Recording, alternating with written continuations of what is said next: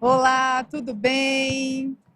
Estamos aqui falando diretamente de um estúdio dentro do evento do RD Summit, o maior da América Latina em marketing. Eu sou a Mitzi Amaral, do Sebrae Santa Catarina, trabalho com transformação digital e inovação corporativa. Estou aqui muito bem acompanhada com dois parceiros, Salomão e Igor, para termos um papo aqui, fazer um bate-bola aqui sobre inovação e experiência do cliente. Vou pedir para os rapazes se apresentarem rapidamente aí com um pitch, para que vocês os conheçam também, e depois a gente começa aí essa troca. Salomão, por favor. Bom, olá todo mundo aí, é uma honra, uma alegria estar aqui, né, nesse evento maravilhoso, grande, enorme, que tem muita inovação, inovação de marketing e inovação de comportamento consumidor também, que vai entender do consumidor. Bom, eu sou professor da Universidade Federal de Santa Catarina e CEO da TXM Methods, uma empresa de desenvolvimento de metodologias para ideação e inovação aberta. Estamos aí para parceiro do Sebrae, com diversos laboratórios no país todo, ajudando a transformar ideias em negócios. E isso só acontece com inovação, e inovação que entende o consumidor. Beleza, maravilha. Igor. Olá, pessoal. Feliz de estar aqui. Obrigado pelo convite, pela oportunidade. Sou o Igor Drude.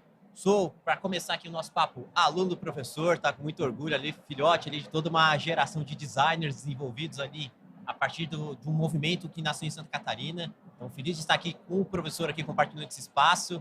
Tenho aqui a minha carreira desenvolvida na inovação corporativa, então eu gosto de fazer inovação para dentro da organização. Então, a gente atende grandes marcas ali, fazendo com que elas transformem a sua cultura para se tornarem mais relevantes para o mercado externo, para o seu grande público consumidor e também para o seu público interno, o seu mercado interno, que é justamente os seus colaboradores, para que tenhamos aí cada vez mais as organizações sustentáveis. Somos também parceiros do Sebrae com a Adrim, a minha consultoria de inovação. Temos aí grandes marcas no nosso portfólio que têm construído aí uma carreira bem consolidada de inovação nesse nosso mercado gigantesco aí do Brasil. Maravilha. Bom, estou muito bem acompanhado, vocês já perceberam, né? Gente, a gente vai falar aqui sobre inovação e experiência do cliente. A inovação na experiência do cliente também. Mas eu queria entender um pouquinho melhor isso, esse assunto. O que de fato é inovação? O que é inovar? Igor. Poxa, eu gosto de trazer um termo bem simples, né? Inovação nada mais é que um fenômeno no qual as pessoas deixam de consumir o que elas consomem hoje para adotar uma outra prática de consumo. Ou seja, esse fenômeno onde a gente deixa o antigo para consumir o novo, porque de alguma forma esse novo resolve melhor o nosso problema, acontece ali um fenômeno chamado inovação. Então, para deixar um jeito muito simples de ser ouvido e percebido, eu digo que inovação é valor percebido. Se houve valor percebido e teve essa troca, ou seja, sair de um ponto A e fui para o ponto B, ali ocorreu a inovação. Maravilha. Vamos falar só um pouquinho mais próximo ao microfone para o público poder nos ouvir um pouquinho melhor também, porque como a gente está num evento, são 11 mil pessoas, o ruído está bastante grande, vocês vão perceber aí na gravação. Salomão, como que a inovação se relaciona com a experiência do cliente? Bom, complementando o que o Igor falou da inovação, ele foi muito feliz no modelo de explicar, mas como eu construo a inovação dentro para fora, de fora para dentro, esse que é a nossa metodologia, nossas ferramentas são utilizadas para isso, eu gosto de dizer que inovação é quando caos e ordem se encontram. Quando caos e ordem se encontram, eu consigo criar um movimento onde a criatividade gera inovação. E esse caos e essa ordem acontecem quando eu consigo colocar na cabeça do consumidor que aquilo é algo novo. Todos nós somos caóticos na nossa forma de pensar e tentamos colocar a ordem para tudo isso acontecer. Então, quando eu consigo fazer com que esse caos e ordem se conversem e o consumidor perceba isso, eu estou fazendo inovação. Então, a inovação tem que entender do consumidor lá da ponta para poder entender qual é o que está se passando na cabeça dele e como é que eu vou organizar esse caos para que ele gere ordem e gere resultado econômico, financeiro, social, político e blá, blá, blá, blá, desses conceitos. Na prática, como que a gente trabalha isso? Ferramental? Bom, tem muitas ferramentas que a gente usa para fazer isso, né? Hoje o Experience Design é um grande propulsor tudo isso aí, né? User Experience, Experience Design, o mercado está bombando com isso, você vai se ver aqui na feira, né? Todo mundo desesperado atrás de designer da experiência para fazer isso. Porque você não consegue escolher qual experiência o usuário vai ter, mas você consegue gerar experiências para ele. Se elas vão ser boas ou ruins, vai ser da forma dele pensar. E aí entra aquela coisa, né? Eu tenho que demitir alguns clientes, eu não preciso ter todos os clientes para mim. Eu vou ter alguns que vão aceitar a minha experiência e outros que não vão aceitar essa minha experiência. Então, eu tenho que usar ferramentas que eu consiga interpretar o modo dele pensar. Então, eu tenho que praticar, para mim, a ferramenta mais importante, que é o TBC, né? Que é tirar a bunda da cadeira e observar esse consumidor. Ir lá e estar próximo dele. Hoje não existe projeto de experiência do usuário, de inovação aplicada para o usuário, se eu não estiver junto do consumidor. Porque o mundo está mudando o tempo todo. Então, eu tenho que estar próximo dele para descobrir as tendências, descobrir o que vai acontecer, entender as anomalias e daí sim construir, a partir de ferramentas, né, tecnológicas, visuais, técnicas, o que o consumidor está esperando. Você falou em experiência do usuário, né?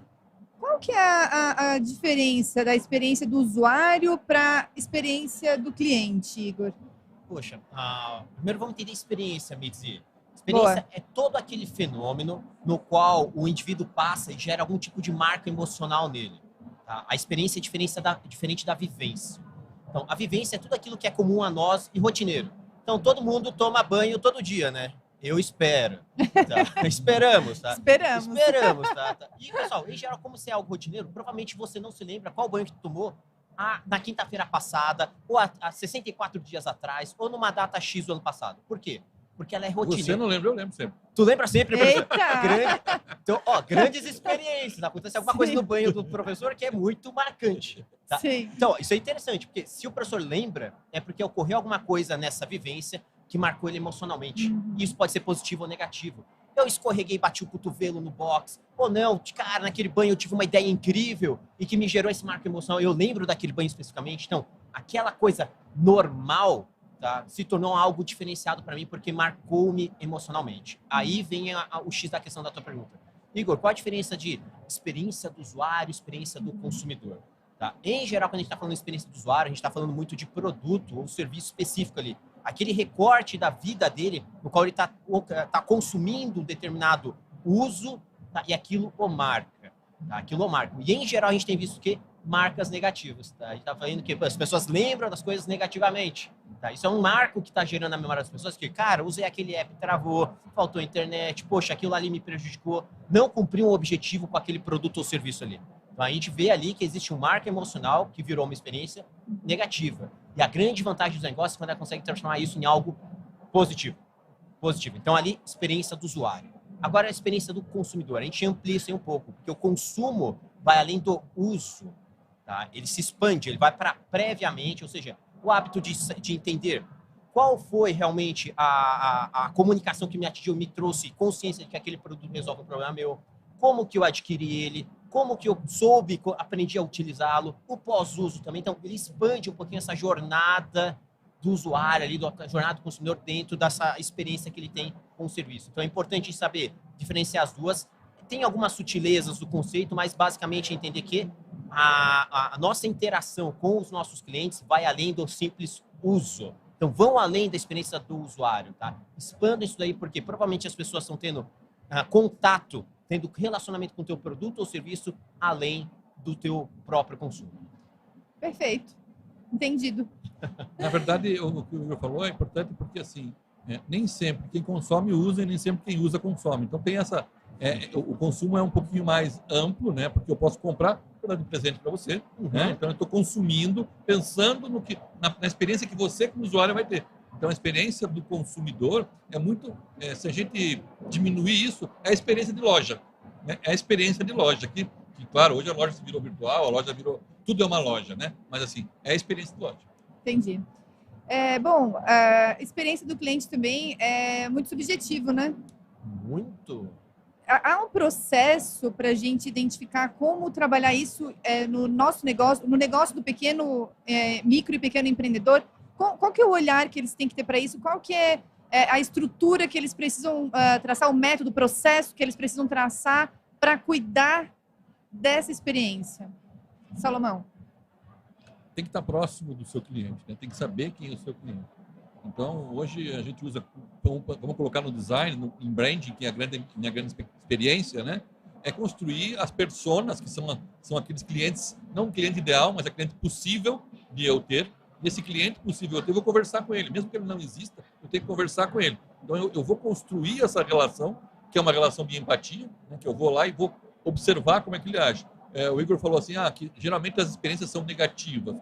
Claro, nós temos sete emoções que acontecem com a gente só, né? Só são 7. E 5 são negativas, só 2 são positivas. Uau. Então, você tem que cortar, essas 2 tem que ultrapassar as outras 5. Então, eu só vou conseguir fazer isso, volto a dizer, que é o TBC, né, que é tirar a bunda da cadeira, está próximo do cliente. Eu tenho que estar próximo dele. Então, uma pequena empresa, e talvez para uma pequena empresa isso seja até mais fácil, porque o cliente está muito próximo dela, né? Ele está ali do lado, ele conversa com o cliente, ele tem uma relação de empatia e até mais de simpatia, de amizade até com esse cliente. Então, talvez seja mais fácil dele entender. Mas, para isso, ele tem que interpretar. Então, ele tem que estar o tempo todo observando e buscando essas informações, trazendo essas informações positivas que o cliente percebe, com questionários, com avaliações, com percepção dele, batendo papo, né? A maior forma é bater papo, como nós estamos fazendo aqui. Exatamente. É a melhor forma da gente também entender e conhecer, né? Se conhecer. Quando a gente fala em inovação, Igor, a gente está falando em desenvolver algo tecnológico? Não, muitas vezes é a última das opções ali, tá? Quando a gente fala de inovação, a gente está justamente trazendo muito o que o professor trouxe aqui, dessa capacidade humana de entender o que as pessoas demandam e necessitam, e não o que eu, como criador, eu, como aquele que é dono do negócio em si, gostaria de fazer. Muitas vezes você vai fazer coisas que você não gostaria de fazer, mas que são necessárias porque geram ali a melhor experiência. E a inovação está justamente nisso. O quanto eu consigo gerar de valor na vida dos outros, na vida das pessoas, desde que isso realmente venha dessa minha capacidade construtiva, de eu fazer esse processo de desenvolver, criar e entregar. Pode ter tecnologia ou não. Então, e, aliás, boa parte das inovações que a gente vai ver, principalmente para o pequeno negócio, não são de tecnologias digitais. Não são de tecnologia. Às vezes, pequenos refinamentos no atendimento, no processo de pagamento, na forma de se entregar o serviço, na forma de se capturar o cliente. Pequenas práticas ali mudam totalmente a experiência e a percepção de inovação que o cliente tem sobre o nosso negócio. Então, inovação seria ideação? Eu acho que é um pouco mais que isso, né? A inovação está lá no começo, né, professor? Você tem que ter um processo de ideação, é claro, a ideação funciona, mas a ideação sem botar na prática não gera resultado, e daí a ideação precisa ter inovação para tudo isso acontecer. Então, a ideação é a base de todo, é a gênese, né? Vamos dizer, a gênese de tudo isso, que vai levar a uma inovação. Agora, eu posso ter a inovação castrada e dizer, olha, a ideação castrada, só parou por aqui, não dou o próximo passo. Aí tem a ousadia. Então, se eu consigo ser idealizador e ser ousado, eu vou conseguir inovar. Agora, se eu for idealizador e não for ousado, quem sabe eu nunca consigo inovar. Então, a pessoa diz, eu não quero contar minha ideia para ninguém, senão vão copiar. Se você não contar para ninguém, ninguém vai copiar, também não vai acontecer a tua ideia, né? O Jobs dizia assim, né? Ele não ficava preocupado quando copiavam ele, ficava preocupado quando não copiavam ele. Porque a ideia não era boa. Não tinha valor. Então, não adianta enfiar na gaveta e dizer, olha, é minha ideia, não quero mostrar para ninguém. Não, a sua ideia vai virar inovação, desde que eu seja ousado para mostrar para todo mundo, né? Ser corajoso, né? E é um grande funil, né? Então, aproveitando essa pergunta que a MITS traz para nós, tá? No topo do funil está a ideação, a capacidade de gerar ideias, de imaginativamente pensar em novos cenários, novos futuros desejáveis para aquele nosso usuário, para aquele nosso consumidor. E aí esse funil vai descendo com a nossa capacidade de construir e entregar. Quanto mais a gente conseguir experimentar, construir, entregar, aprender, algumas coisas que a gente imaginou não fazem sentido, faz parte do jogo, e outras podem dar certo. Então, construam esse funil, muitas ideias, muitas práticas na sequência e aprendam muito com esses exercícios experimentais. Eu tenho uma pergunta de algo que sempre me ocorre quando eu olho para a caneta Bic. Caneta Bic, quanto tempo? Vocês devem saber. Quantos anos ela já está no mercado? Acho que 15, 1915, se não me engano. 15 ou 17, não lembro. A única inovação disruptiva que houve na caneta Bic foi um furinho na ponta dela, me corrijam se eu estiver errado. No lado. Para ventilar, para a tinta não secar. Exatamente. Uhum. Então, eu fico sempre me questionando qual que é o limite para se inovar dentro da minha empresa, se isso é mensurável, porque por ser algo subjetivo, se for mensurável, de que forma mensurar? Medir inovação é muito difícil medir inovação. Mas como a caneta Bic, para ela inova todos os dias. No momento em que ela usa isso a sua campanha publicitária para fazer isso. Mas ela trouxe, e vou dar um exemplo da caneta BIC, porque é um grande exemplo. Ela trouxe para a sua empresa, construiu o seu DNA de inovação como sendo descartável. Esse é o caminho. E eu tive uma grata surpresa. Uma vez eu cheguei em Paris e entrei numa banca de revista, tinha telefone celular da BIC. Ué. Daí eu disse, telefone celular da BIC, e o cara começou, não, esse telefone aqui vai para você usar enquanto está em Paris, depois você joga fora. Então, eu na verdade, eu tenho ele, guardei, porque eu não joguei fora, né? Para usar de exemplo para os alunos, mostrar e tal. Mas é o descartável. Então, eles chegaram ao limite de fazer. A lâmina de barbear deles é descartável.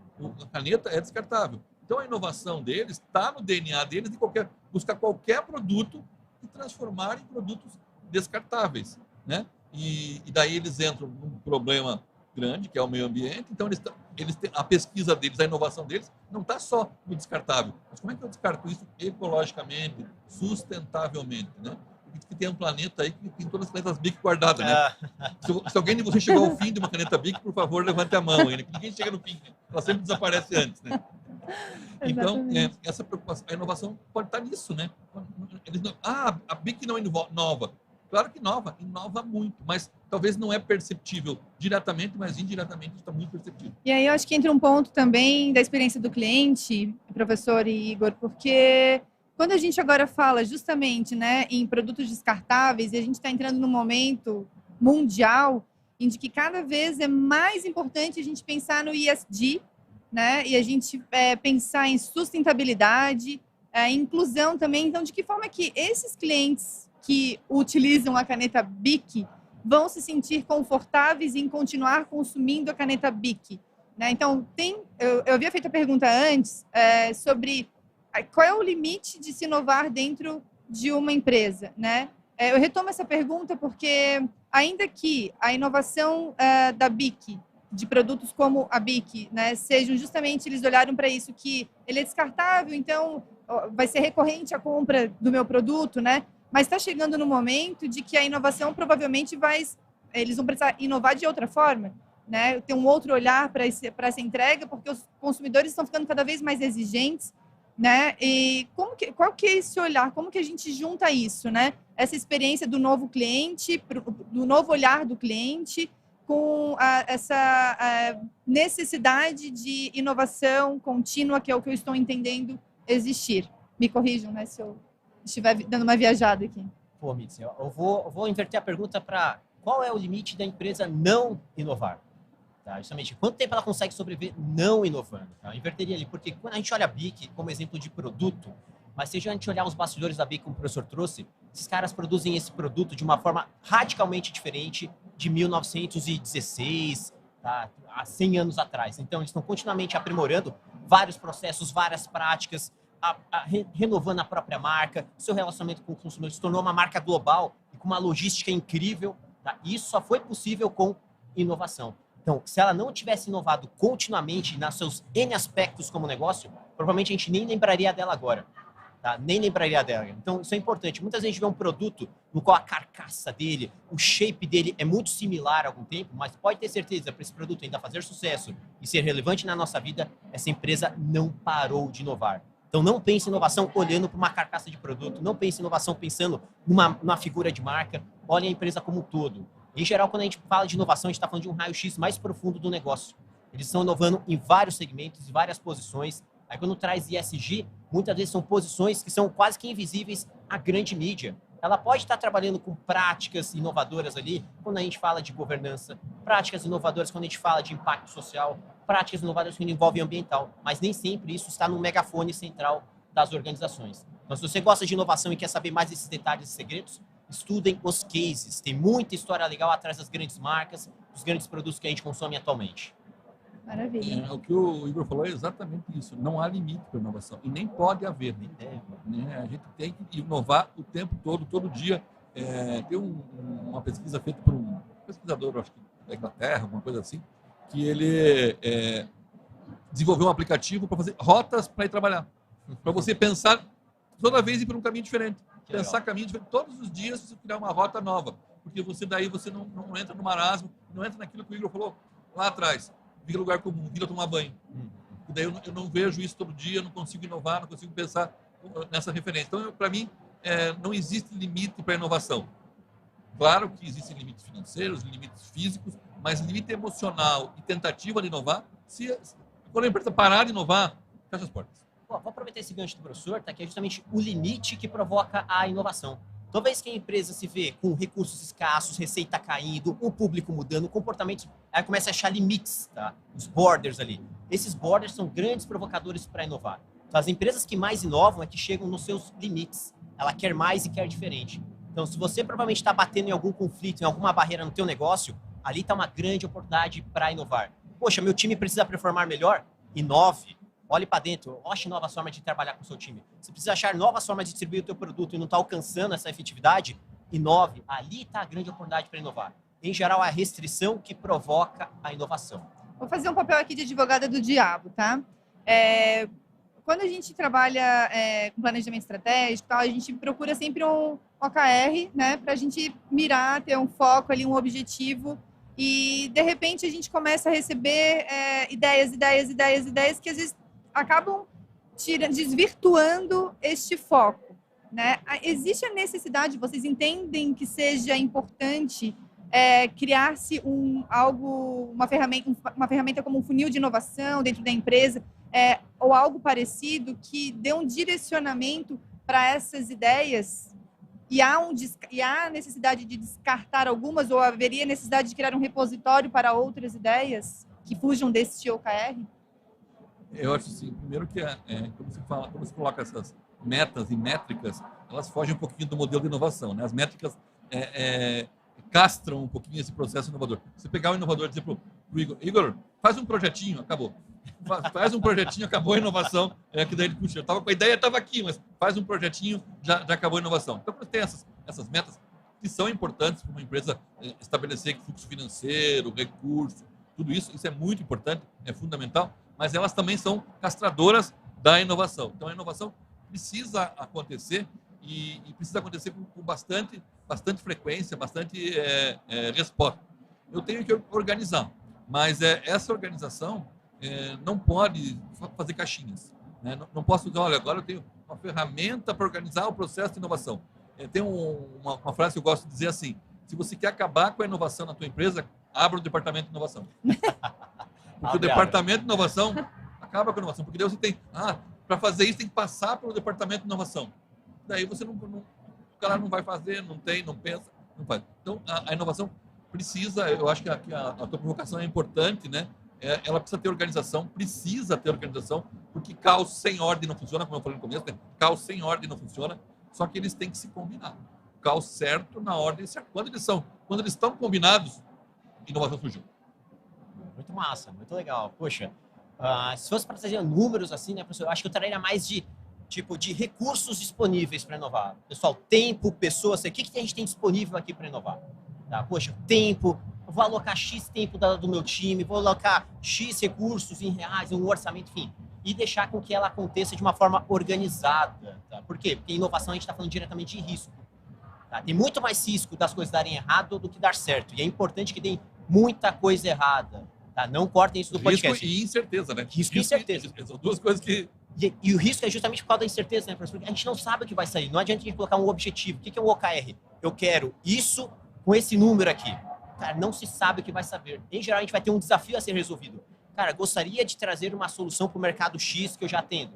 Legal, é uma solução. Tá? Vai sair de N tentativas incertas, dentro justamente de um processo de risco onde muita coisa vai dar errado e vai me gerar um aprendizado do que pode ainda dar certo. E aí vem a vantagem competitiva de quem erra tentando inovar. Ele está numa vantagem competitiva de ousar fazer coisas que outros não ousaram fazer, um aprendizado que só ele teve. Então, quando a gente fala de inovação, a gente está falando diretamente de aprender. Quem não quer aprender, não inova. Então, a inovação é um grande fluxo de aprendizado. Quanto mais eu tento, mais eu experimento, mais eu aprendo, eu avanço em cenários e territórios que outros não ousaram.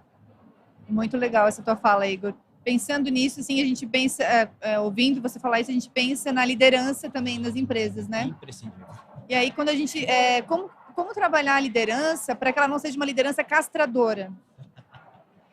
Poxa, acho que o primeiro ponto ali é entender que muitas vezes a liderança tem um papel do gestor, tá? Então eu gosto de separar dois grandes comportamentos dentro da organização. Um comportamento que é mais empreendedor e um comportamento que é mais gestor. O que é gestão? Ele faz, ele gerencia basicamente recursos que ele tem controle e previsibilidade. Tá? E muita gente quer colocar a inovação dentro dessa caixinha. Quando muitas vezes dentro do ambiente organizacional a gente tem que trazer isso para um comportamento mais empreendedor. É justamente que resolver problemas dentro do ambiente de incerteza.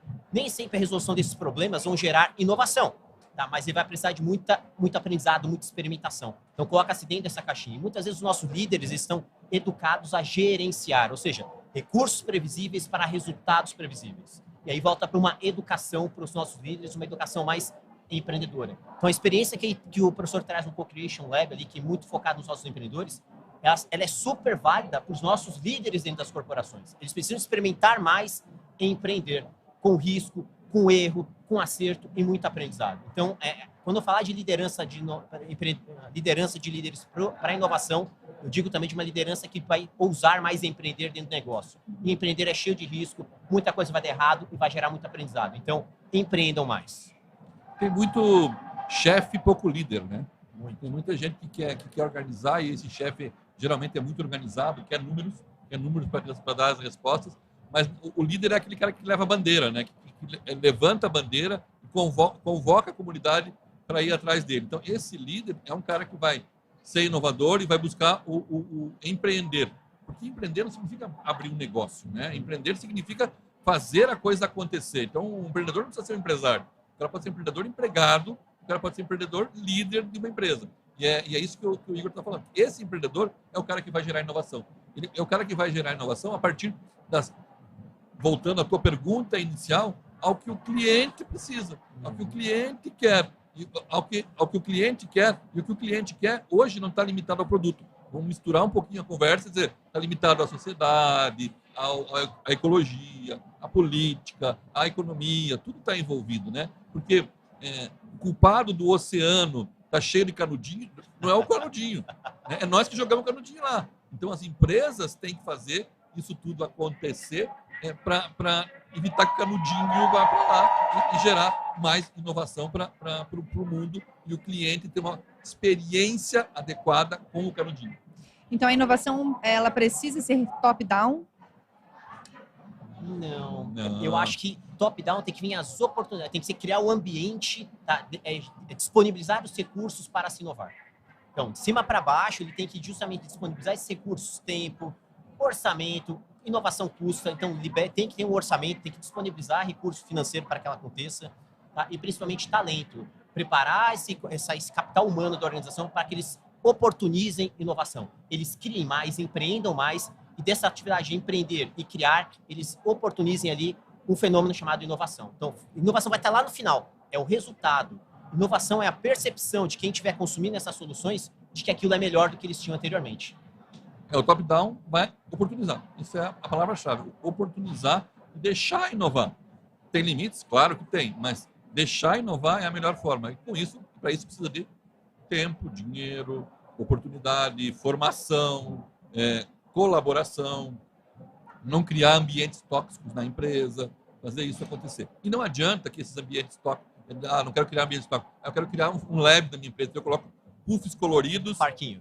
Uma impressora 3D, pinto coloridos, agora aqui meu Deus, faz inovação aqui.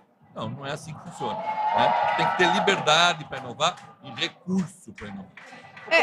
Até o recurso, eu acho que, como a gente estava falando da caneta Bic, né? Às vezes o recurso ele também não necessariamente financeiro, né?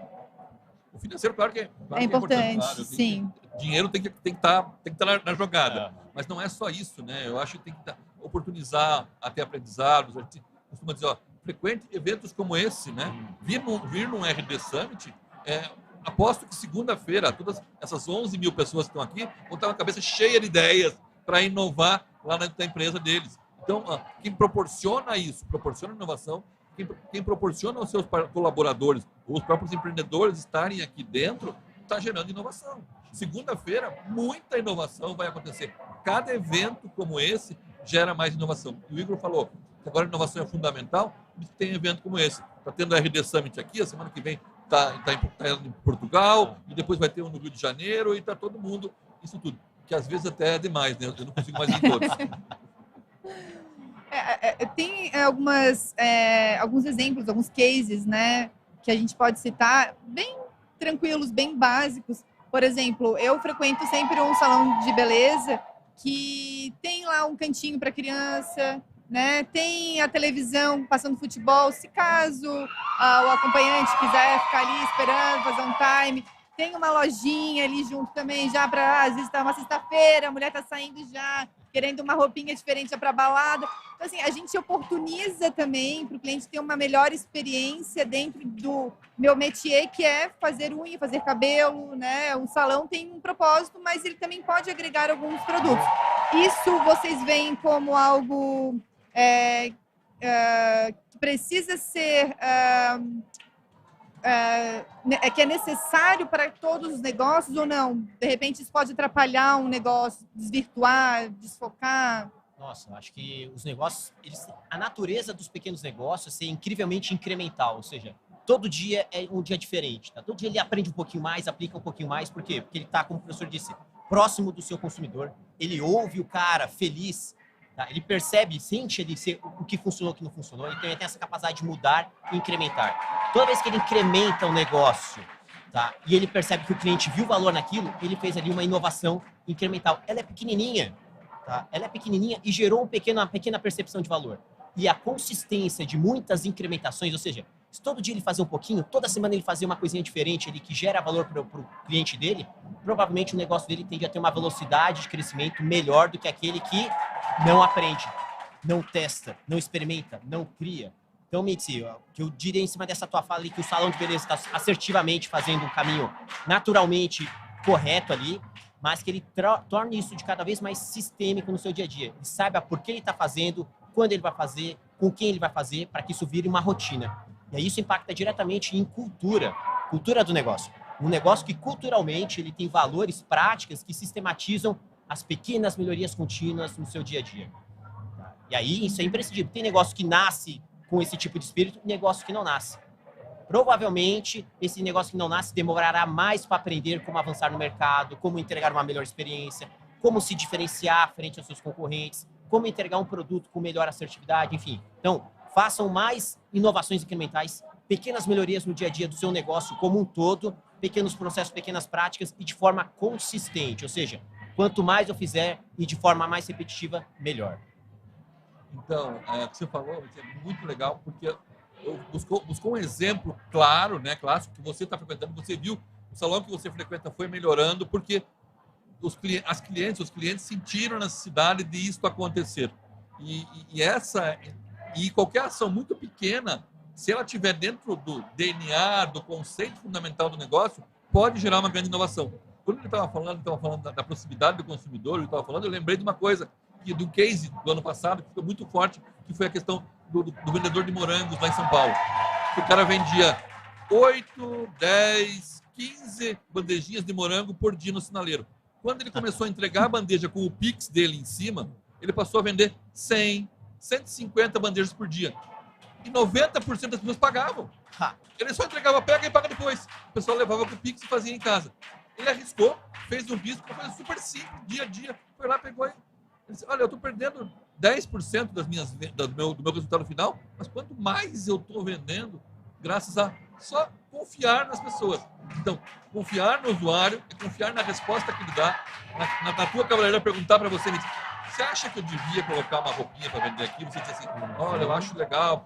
Então, essa proximidade, os pequenos negócios, o Sebrae é papa nisso, né? Os pequenos negócios precisam da proximidade. A experiência do cliente, a experiência do consumidor para o pequeno empreendedor é fundamental e fácil de ser resolvida porque ele está lado a lado com o consumidor. E inovar de novo, né? Eu vou reforçar, ratificar a pergunta que eu já havia feito, que não é apenas pensar em tecnologia, né, Igor? Uma comunicação assertiva, você também está inovando, como, por exemplo, colocar uma etiquetinha ali em cima do Pix. Você está sendo assertivo, comunicando a forma de pagamento, né? Então, a pessoa vai mais rapidamente saber, poxa, eu não quero parar aqui o carro agora, vou anotar aqui o Pix, vou pagar depois.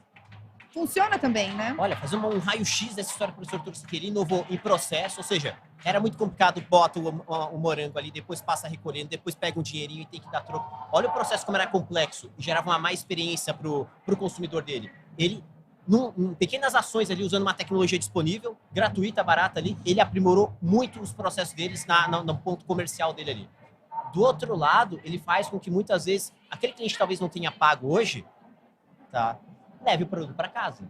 Tá? E tem uma etiqueta ali em cima, tem uma melhoria em comunicação. Então, olhando assim, ele tem vários aspectos onde ele incrementalmente gerou uma inovação. Para ele também, poxa, controle financeiro. Imagina ficar num semáforo cheio de dinheiro, cheio de notinha, que só faz volume e não tem... Cara, é horrível, tá lá no banco, tá seguro. Cara, ele aprimorou muitos pequenos processos dentro do negócio dele, gerou uma série de inovações incrementais ali dentro, que vai gerar para ele vantagem competitiva frente àquele que está recolhendo moedinha ainda no farol. E só para terminar, agora aqui em Florianópolis também, tá todo mundo com o Pix no sinaleiro, coloca o Pix. E é R$2 a balinha de goma. Eu, quando pego uma balinha de goma, nunca pago 2, eu estou chamando 5. Né? Você é muito generoso também. Muito bom. A gente ouve muito no vocabulário startupeiro, me corrija aí, dizendo que vamos errar rápido e corrigir rápido para acertar rápido, né? Isso é uma verdade aí para a inovação? Isso vem da inovação? O pessoal de startup ali tem esse princípio que vem vindo do Lean, né? Poxa, o que é o Lean? O Lean vem lá da indústria e dizia justamente que todo processo pode ser aprimorado. Tá? Em geral, esse aprimoramento de processo está onde? Quando a gente consegue priorizar o que gera valor para as pessoas e tirar desse processo tudo aquilo que é desperdício. Só que, em geral, é muito difícil a gente identificar o que é desperdício e o que gera valor. Então, a gente precisa testar e tentar. Tá? E nisso, as pessoas aprendem, erram tentando e avançam em aprimoramentos desse processo que outros não tentaram. Então, é uma realidade, mas muitas vezes fica naquele bordão muito bonito de se falar, mas, cara, onde está a raiz disso? Então, o grande princípio dele é a capacidade de aprender rápido do empreendedor. Se você tem dificuldade em aprender, provavelmente você tem a dificuldade em crescer também.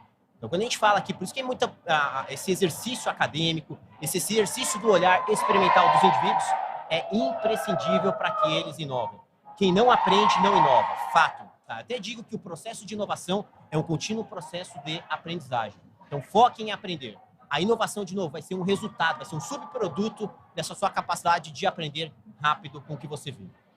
Bom, quem tem sucesso é aquela pessoa que aliou a prática à teoria. Só prática não funciona, só teoria não funciona. Então, dizem que quem se aplica ou num ou no outro não tem sucesso. Quando se aplica num e no outro, tem sucesso. Quem disse isso foi Marco Vitrúvio, 27 a.C. E continua valendo agora. E daí esse errar rápido, eu acho que é melhor traduzir pela palavra validação. Validação, validação. É o mantra de qualquer startup. Validação, validação, validação o tempo todo. Mesmo que você esteja acertando, você tem que validar o acerto a vida toda. Quando você valida, você tem sucesso. E como a gente inovar nesse universo de sustentabilidade, diversidade,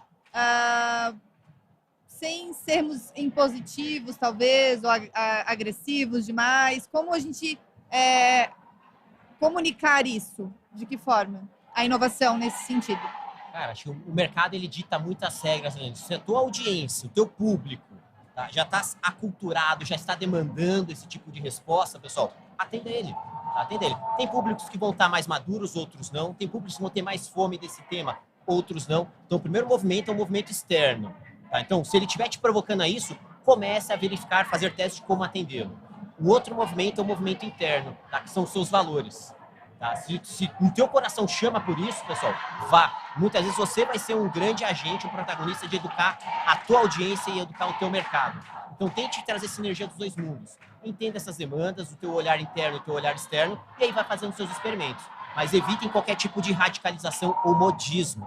Tá? Então, o grande ponto é que alguns negócios pecam, perdem dinheiro, perdem posicionamento e muitas vezes são os tais cancelados aí no mercado. Por quê? Seguem moda. Então, não siga a moda. Posicione-se e siga o que são os seus valores e o que são os valores da sua audiência do teu mercado. Você não tem todos os consumidores, você não tem todos os clientes. Você tem que pensar que você atende um nicho e você tem que demitir alguns clientes. A demissão de clientes às vezes é duro. Puxa, vou tirar um público do meu mercado, mas mantenha foco. Posicione-se num lugar Se você se posiciona naquele lugar, não precisa ser radical, porque eles vão me entender. E a bandeira que eu carrego, eles vão carregar junto comigo. Então, não adianta eu querer vender uma coisa para um público que não é o meu. Pode até respingar nele, mas eu vou vender para aquele público, aquele produto, aquela coisa que eu desenvolvi. A gente falou antes, né? Criar as personas adequadas para isso acontecer. E aí a gente toca de novo na experiência do cliente, né? Sermos mais assertivos, se a gente está bem segmentado com um nicho bem específico, a gente vai conseguir trazer uma melhor experiência para o nosso cliente também. Galera, esse papo tá maravilhoso. Espero que vocês estejam aí tendo muitos insights. A gente está numa vibração, numa energia aqui fantástica, em final de evento praticamente, né? A galera que imagina essa multidão de 11 mil summits, mais sebraianos também. A vibração tá fantástica mesmo. Vocês devem estar agora, neste momento, ouvindo aí os aplausos, as vibrações, os gritos isso eufóricos. Isso é inovar no podcast. Tá vendo? Esse barulho tudo aí. A gente fez uma gravação de um podcast anterior que aparecia também essa energia, porque a gente está com um estúdio justamente dentro do evento, né? Então, assim, as pessoas, a gente tem um janelão aqui para vocês entenderem, e a gente vê as pessoas passando, transitando, assim, é uma galera aqui. Por isso, vocês também estão ouvindo aí essa comunicação misturada aqui com a gente. Eu queria pedir para os meus parceiros aqui contarem um case, porque com certeza eles têm muita experiência, vivência, um case, assim, algo bem prático de alguma empresa que eles visitaram, prestaram consultoria, e que foram sucesso a partir de uma aplicação, de uma inovação que possa ser contada aqui para nós. Legal. Então, eu gosto muito de trazer inovação para dentro das organizações, principalmente a partir da prática dos colaboradores. Tá? Existe um potencial criativo incrível lá dentro. São eles que vivenciam os problemas do negócio, de processos, na ponta com o cliente, e que muitas vezes a alta gestão não faz a menor ideia do que está acontecendo. Muitas vezes as coisas vêm top-down e não ouvem justamente o que está acontecendo na ponta. Eu vou trazer um case aqui bem interessante de um cliente nosso, uma grande indústria, que queria inovar numa coisa muito simples, sabe? Muito simples, sabe? Eles tinham ali um desafio de salas de reunião. A empresa era gigante, tinha, sei lá, dezenas de salas de reunião e todas elas sempre cheias. Nunca sobrava uma sala de reunião para alguém fazer uma reunião. Tinha lá, quero agendar uma sala, eu era fornecedor, não tinha sala, a gente ia fazer no jardim e por vezes passava na sala de reunião, estavam meio vazias ali. Tá? Aí fizemos um trabalho interno ali dentro, justamente para a gente tentar resolver esse problema com os profissionais da casa ali. E descobriram que as pessoas muitas vezes reservavam as salas como modo de garantir, tá? E várias agendas durante o ano ali. Tá? Quero garantir o meu, né? O meu queijo primeiro. Tá? E aquilo ali ficava sobrando e prejudicava um monte de gente. Esses profissionais, então, fizeram ali uma squad de trabalho, um time de trabalho dedicado, como se fosse uma empresa dentro da empresa, para empreender uma solução naquilo, e trouxeram uma solução da própria empresa, que era uma chave eletrônica. Sabe essas chavezinhas que a gente põe o código ali na porta? Então, sabe, vamos botar uma chave nossa na nossa porta. E eles, por conta, não tinha nenhum engenheiro envolvido, tá? Por conta, acharam uma forma de conectar essa chave com o Outlook, com a ferramenta de agendamento deles ali dentro, para justamente que toda vez que alguém agendar a sala, gerar um código automático na fechadura, e se ninguém acessasse a sala 5 minutos antes, ia liberar a agenda. Eles fizeram isso sozinhos, tá? Usando automações, eles foram no Google, pesquisaram e testaram, fizeram uma primeira porta e acharam aquilo incrível. Legal, batemos palma, funcionou, começaram a testar e fomos apresentar isso para a diretoria. Isso deu um mind blow, explodiu a cabeça de um dos diretores ali dentro do comércio. Cara, isso é um baita de um produto comercial para a gente. Tá? Por que a gente não está vendendo essas fechaduras para outras corporações? Ou para o coworkings, ou para condomínios, para todo mundo que precisa fazer agendamentos prévios e liberar esses espaços para acesso. Virou uma linha de produto e começaram a construir um software específico para suas fechaduras dentro da organização. Sensacional, hein? Dentro de casa. Baita de um case mesmo. Tem um case bem legal também que eu conheci. Fui uma empresa, uma fábrica catarinense de compressores de ar. E eles foram avaliar o uso dos compressores de ar e fizeram uma entrevista com o motorista de caminhão, que tem o freio é feito com um compressor de ar. E eles fizeram um levantamento com os motoristas de caminhão, porque o compressor de ar deles era o principal das borracharias. Era aquele modelo de compressor de ar que estava em todas as borracharias. Eles começaram a entrevistar caminhoneiros e perguntar para os caminhoneiros qual era a marca do compressor de ar do caminhão dele. Qual é o compressor de ar que tinha no caminhão dele. E mais de 60% dos caminhoneiros responderam que o compressor de ar que tinha no caminhão deles era daquela marca. Só que aquela marca não fabricava compressor de ar para caminhão. Só que fabricava para encher pneu e não para o caminhão. Isso gerou uma mudança geral na empresa e eles construíram todo um departamento novo para desenvolver ferramentas e modelos de negócio na qual eles começaram a vender daí compressor de ar para caminhão. E mais do que isso, o compressor de ar virou inteligente, porque ele começou a captar resultado. Olha, quando passa um buraco na estrada, informava o compressor de ar. Esse compressor de ar informava a empresa, que era uma empresa de metal mecânica, que virou uma empresa de TI, de inteligência artificial. Porque agora ela sabe onde tem todos os buracos das estradas brasileiras. Porque eles não fabricavam compressor de ar para caminhão. Eles só fabricavam para lá para fazer os encher pneu, pintura. Mas os motoristas de caminhão disseram, é dessa marca. Oi? Um produto que nem existia. Nossa, olha que legal. Imagina agora a marca original que realmente estava entregando o compressor para o caminhão, que não conversou com os caminhoneiros. Tá? E deixou passar essa oportunidade. A falta de proximidade com o cliente, o que gera.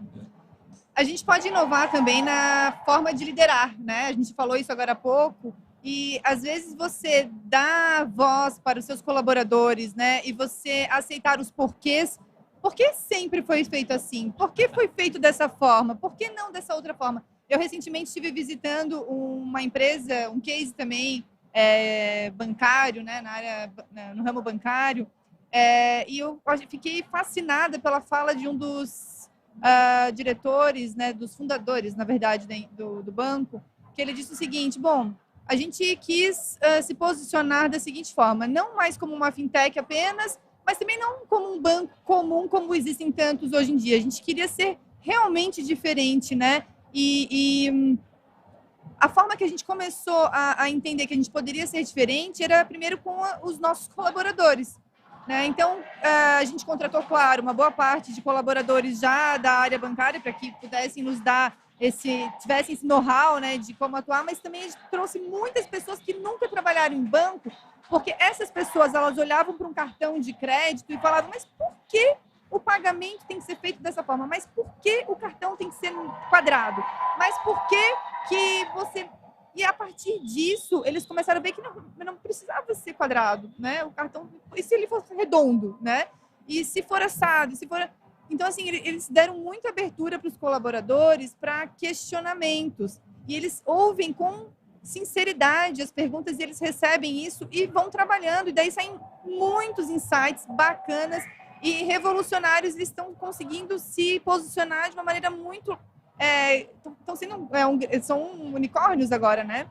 Então, como que a liderança pode ser acolhedora nesse sentido? De que forma ela consegue fazer isso? É algo que é mudança de mindset?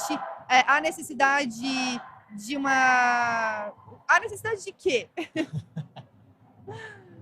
Eu acho que a necessidade é entender que nós, Homo sapiens sapiens, somos criativos, né? Isso é o mais importante, porque a inovação vem da criatividade e muitas vezes a gente esquece que a gente é criativo. A gente começa a pensar muito dentro da caixa e nós temos que sair da caixa para fazer as coisas diferentes. E muitos líderes têm começado a fazer isso. Há uma liderança jovem que tem começado a entender isso, né? Eu que sou velhinho no meio desses jovens todos aí, professor do Igor. O Igor já é um caso de sucesso do professor dele. Então, o Igor já é sênior. Imagine o que eu sou, então. Então, essa perspectiva é deixar a criatividade fluir, e que é muito difícil, muitas vezes, em empresários que têm uma história mais calcada no momento fechado, né, na caixa fechada. Então, isso é mais difícil de colocar.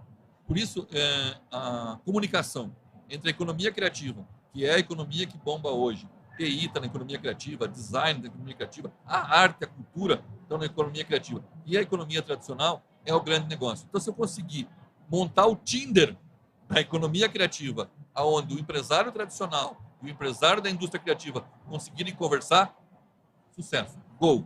É esse gol que vai acontecer. E a gente tem tentado fazer isso, né? Como o Igor falou, o Creation Lab tem muito tentado fazer isso, acertar nesse gol aí e fazer as coisas acontecerem da economia criativa e a economia tradicional se conversarem. Igor, quer se complementar? Sim. Poxa, A gente falou, o professor trouxe essa visão bem ampla aí desse processo como todo, com o Christian até participando ativamente como protagonista desse movimento. E lá no CERN, a gente teve justamente essa renovação dessas hard skills e dessas soft skills para a criatividade. Hard skills são a parte técnica, tá? Que a gente precisa aprender o como fazer. E quando se fala de tecnologia, a gente fala muito de coisas digitais, mas na verdade tecnologia está falando de técnica. Tá? Saber cavar um buraco é uma tecnologia. Tá? Tem uma técnica para fazer isso daí. Pega a pá desse jeito, aperta ali, joga pro lado, joga pro outro, enfim. Ele não sabe por jeito. Não sei. Eu tô teorizando aqui, abrir um buraco. Tá? Então, ó, o hard skill tá no campo técnico. Muitas vezes nossos líderes têm um campo técnico de gerir o previsível, tá? O não criativo. Aquela coisa que é repetitiva e segmentada. E, atualmente, por meio da aceleração tecnológica digital, a gente tem visto justamente que tudo aquilo que é repetido e segmentado, a tecnologia está resolvendo. Ou seja, tudo aquilo que o operário fazia, um algoritmo, um robô vai resolver. O que sobrou para o humano? O que sobrou para o líder liderar? Tá? A competência mais humana que nós temos, que é a criatividade. Se o líder não saber liderar a criatividade do seu time, tá? De nada vai adiantar de saber liderar a capacidade operacional. Que isso aí vai ser cada vez mais substituível pelo algoritmo e provavelmente até esse líder vai ser substituído também. Então, existe a liderança tradicional, a liderança ágil, a liderança exponencial. A liderança mais tradicional, ela pode ser capacitada ao ponto de se tornar uma liderança ágil, exponencial? Deve, tá? Até para a gente entender o termo tradição. Tá? Que muita gente ouve tradicional, fala, isso é velho, isso é feio, isso é chato. O que é uma tradição? É tudo aquilo que gerações anteriores à nossa passou e trouxe como melhores práticas. Por isso sobreviveu e se tornou uma tradição. Então, o que a gente precisa fazer é renovar a tradição, aquilo que é tradicional. Fazer com que essa liderança ágil, essa liderança criativa se torne a nova tradição, a nova liderança tradicional. Então, isso funcionou na era industrial, que realmente precisava trazer mais eficiência operacional para as plantas, para os processos, para as práticas. E agora, a gente tem uma nova perspectiva da nova economia, da economia criativa. É tornar ela justamente a nova tradição dentro da liderança. O Igor disse tudo, né? A tradição não é velho. Não é? Você pode ter o DNA da tua inovação pode ser a tradição. É fazer isso tradicionalmente, mas de forma ousada, de forma diferenciada, mas tradicionalmente o seu modelo de pensar e tudo. A tradição existe e está nesse público. Agora, esse público tem entendido cada vez mais, não é porque ele é mais velho ou porque ele tem uma mais experiência que ele não é ousado. É porque talvez ele não tenha achado o caminho certo. Daí vem dos outros, claro, a economia criativa, o público mais jovem, os sucessores, né? E levar isso para essas empresas e transformar isso em uma realidade. Por quê? Porque vou voltar lá no nosso começo dessa conversa. Porque o consumidor quer, porque o cliente quer, porque essa experiência é importante para o cliente. Não é mais pata gorda que fica só juntando dinheiro. O cliente está ali, e eu preciso conversar com ele. Conversar com o cliente é fundamental. Nas tuas anotações aqui, eu vi que você falou de Instagram, Facebook, não sei o quê. Nosso amigo Elon Musk comprou o Twitter ontem, né? Essas coisas todas aí. Se eu não conviver com isso, não existe mais. Né? Não existe mais. A gente tem um Co-Creation Lab no meio de uma comunidade, né? Vários no meio de comunidade. Nós temos um aqui no Monte Cristo, que é no meio de uma comunidade. E a gente vê pessoas lá carentes, né? Passando por vulnerabilidade, mas já estão conseguindo colocar seu Instagram, fazendo sua livezinha para vender o seu pão, para vender o seu laço de cabelo. Então, tá lá. E por que o empresário grande também não faz isso? Ele faz isso, então todo mundo trabalhando junto. Agora o mercado fica pleno para todo mundo. Só não ocupa quem não quiser. Gente, olha, esse papo aqui, se deixar, vai render uma colcha de crochê. Vai longe, vai longe. A gente quer agradecer muito, o Sebrae Santa Catarina quer agradecer muito a audiência de vocês, a esses parceiraços aqui. Obrigado. Que contribuem sempre com a gente. O Salomão está aqui com a gente no evento, fazendo palestras sobre inovação. O Igor também está aqui com workshop de pitch. Então, assim, eles estão imersos nesse universo. Todo esse vocabulário, todo esse conteúdo está na ponta da língua deles aqui, né, fumegando aqui para passar para todos vocês que estiverem em contato com eles. O Salomão é professor, o Igor também é professor, é consultor, né? Então, a gente está imerso realmente nesse universo. Quero aproveitar e dizer para vocês também que o Sebrae Santa Catarina, ele está nas redes sociais. A gente tem na web aí o nosso portal acessível para todos que quiserem conhecer um pouquinho mais, ter mais acesso a mais conteúdos também. A gente está nas redes sociais de Instagram, LinkedIn, Facebook, no YouTube. Inclusive, estamos agora ao vivo pelo YouTube. Né? Então, fiquem à vontade para nos acessar, para nos procurar, para ir até as agências também, pessoalmente, falar com todos os nossos atendentes, analistas, que são experts, super competentes, estão lá de braços abertos para receber a todos. Gostaria de pedir para que o Igor e o Salomão dessem uma mensagem, deixassem uma mensagem aí para a galera sobre inovação. Acho que a gente conseguiu abordar de uma maneira bastante genérica, né? De todas as formas que a inovação pode ser benéfica para as empresas, para micro e pequenas empresas, inclusive, que é o público que a gente atende no Sebrae. Então, Igor, por favor, o que você pode deixar de mensagem para essa galera que está nos assistindo hoje? Poxa, a mensagem que eu trago para eles é que nós somos todos muito privilegiados de estar vivendo uma era onde inovar é muito fácil e muito gostoso. Tá? Simples assim. Se a gente tivesse nascido 50 anos atrás, ia ser tudo muito difícil, muito restrito. Eu nasci há 50 anos atrás. O professor é testemunha viva. Como a gente vive isso aí mais intensamente, a gente fala, cara, olha que incrível, que fácil. O professor disse que lá numa comunidade cheia de vulnerabilidade social é possível fazer coisas incríveis com tecnologias acessíveis. Pessoal, aproveitem, não tenham medo, ousem. Se você errar, tu errou rápido, errou barato, e você vai aprender e vai fazer de novo, de novo, de novo. Então, pessoal, não deixem de fazer. Somos privilegiados de estar vivendo a era que nós estamos vivendo. Então, aproveitem, aproveitem. Mitzi, gratidão, um grande abraço por tudo que tem gerado aqui por nós, tá? Um abraço para esse nosso público que está nos ouvindo aqui. Para me achar nas redes, @IgorDrudi em qualquer canal. Estamos juntos, contem sempre comigo aqui, hein? Obrigada, Igor. Salomão. Primeiro, eu quero dizer que eu agradeço você, Mitzi, por ter me convidado aqui, mas não quero agradecer o Igor porque me chamou de velho, né? Então, o Igor me chamou de velho e eu quero dizer assim, que a inovação só acontece porque existem pessoas. E pessoas que unem, como eu disse, a teoria e a prática. E essas pessoas precisam. O ser humano, o Homo sapiens sapiens, só dominou o mundo porque ele é criativo e colaborativo. Então, nunca trabalhe, viva ou crie sozinho. Procure compartilhar sempre. Compartilhamento é a melhor forma de construir a inovação para o mundo e para o mundo melhorar. Obrigado ao Sebrae por ter oportunizado para nós esse espaço aqui, por tudo que ele faz pela gente. Eu estou sempre à disposição. Salo Designer, meu arroba, pode me encontrar em qualquer lugar. Eu sou 24/7, né? Me acham o tempo inteiro. Arrisco você mandar um direct para mim no Instagram às 3 da manhã, eu te responder às 3:01. Uau. Então, estou sempre aí para ajudar vocês a fazer inovação. É o meu sonho mudar esse mundo, como eu gosto de dizer, mudar esse mundo de baixo para cima. Pegar os pequenos empreendedores e transformá-los em grandes empreendedores. E sem a ajuda do Sebrae, não faria isso. Obrigado. Galera, que papo fantástico, hein? Espero que vocês tenham aproveitado aí, pegado vários insights. Contem com a gente aí para um próximo podcast, hein, Igor? Salomão? Obrigado. Até a próxima, galera. Tchau, tchau. Tchau, tchau.